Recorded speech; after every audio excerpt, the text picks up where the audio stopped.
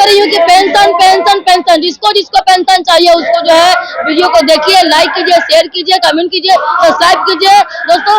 और यही बात को देखिए किनको किनको पेंशन चाहिए, जिसको जिसको पेंशन की जरूरत नहीं है, बुढ़ापा सिक्योर जो नहीं करना चाहते हैं वो सब्सक्राइब नहीं कीजिएगा। जो भी बुढ़ापा सिक्योर चाहते हैं वो पेंशन लागू करवाने के लिए अगर एकजुट होइए तो है जो भारत में 20 से जो है पेंशन जो है जो स्कीम था ओल्ड पे पुरानी पेंशन लागू, वो अगर करवाना चाहते हैं तो वीडियो को खूब से खूब जो है शेयर कीजिए, प्यार कीजिए। तमाम बातों के लिए हम बात करना चाहेंगे। सबसे पहले मेरे चैनल में आपका स्वागत है।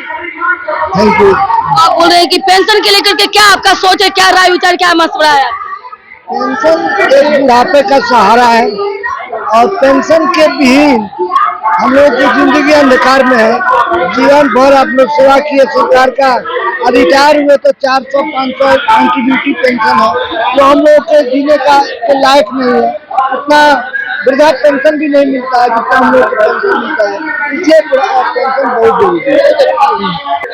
दरअसल देखिए, बिहार एक गरीब राज्य, यहाँ पे राजस्व की दिक्कत है। पहले जो पेंशन दिया जाता था उसमें सबसे बड़ा खूबी यह था कि पेंशन देने के वो दिया जाता था रिटायरमेंट के समय। आज प्रति माह, यानी आप जैसे ही आप सेवा में आएंगे, आप प्रति माह जो है 28.5 रुपए, यदि अगर आपका 100 रुपया महीना तनख्वाह है तो 28.5 रुपया सरकार को पेंशन के लिए जमा करना पड़ता है अपने लिए, और देना कितना है उनको 25 साल बाद 50 रुपए। तो ये इस गरीब राज्य में जहाँ की राजस्व की इतनी दिक्कत है, वो 28.5 रुपए पेंशन के रूप में जमा करके वो केंद्र प्रायोजित PFRDA को भेजती है और वहां से लौटता कुछ नहीं है राज्य को। पहले ऐसी व्यवस्था नहीं थी। पहले यह था कि आपको 100 रुपए तनख्वाह यदि दी गई है तो कर्मचारी अपना मैक्सिमम कटाता था राज्य के लिए, और वो उसके लिए जो प्रोविडेंट फंड था उसमें वो जमा करता था। तो राज्य को उससे यह फायदा होता था कि वो अपने इंफ्रास्ट्रक्चर में, स्कूल डेवलपमेंट में, इकोनॉमी के डेवलपमेंट में उसको योगदान देता था। आज वो नहीं हो रहा है। आज राज्य का पैसा, एम्प्लॉय का पैसा एक केंद्र प्रायोजित एजेंसी को जा रहा है जो झोला छाप एजेंसी है। 93 लाख करोड़ रुपए शेयर मार्केट में डूबे हैं, आप सब जान रहे हैं। उसमें कर्मियों का भी पैसा है। 11,60,000 करोड़ रुपए NPS अमाउंट है उसमें, और जो राशि हम लोग को मिलना था लगभग 13% के रेट से म्यूचुअल फंड में, आज घट के 3.5 पे आ गया। कल कहा जाएगा 0 पे आ गया, तो हमारा पेंशन कहाँ जाएगा? हमारे ही पैसे से उनको पेंशन देना है, वो भी नहीं दे पाएंगे।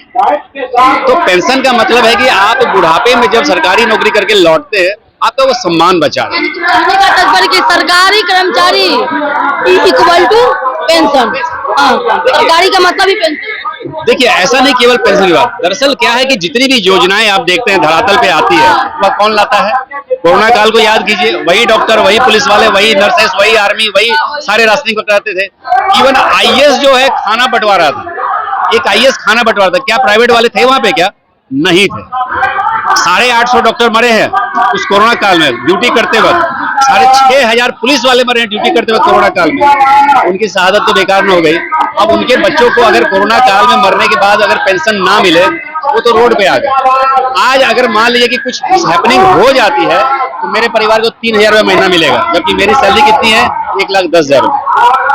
3,000 में कैसे गुजारा होगा? तो यदि डेथ केस, यदि 25 साल की नौकरी के बाद भी मुझे आधी पेंशन नहीं मिलेगी, और कितना पेंशन देना है? एवरेज कितना आयु? 60 से 70 के बीच में, 10 साल।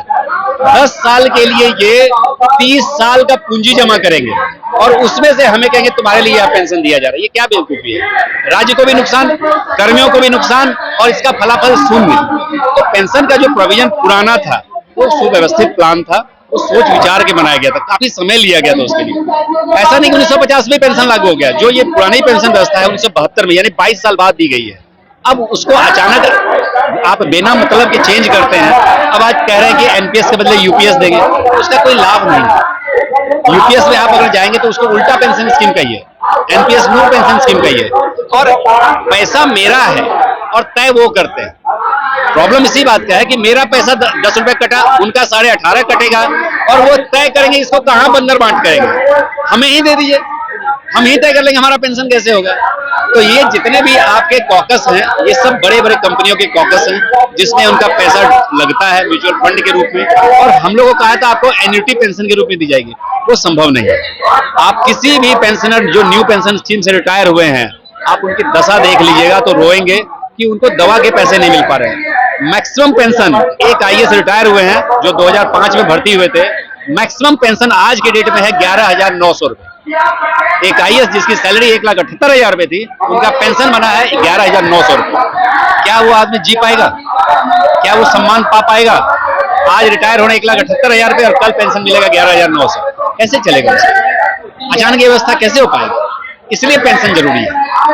अब तो वही कहता है कि अब नौकरी में तो कोई अंतर नहीं, सब सरकारी और प्राइवेट हो। और जब सरकारी में क्यों जाता था कि पेंशन मिलेगा, सब चीज मिलेगा, तो इसीलिए भाई कि सरकारी और प्राइवेट सब तो बराबर हो गया। सब जगह तो प्राइवेटाइजेशन किया जा रहा है, तो सब क्या कहेंगे?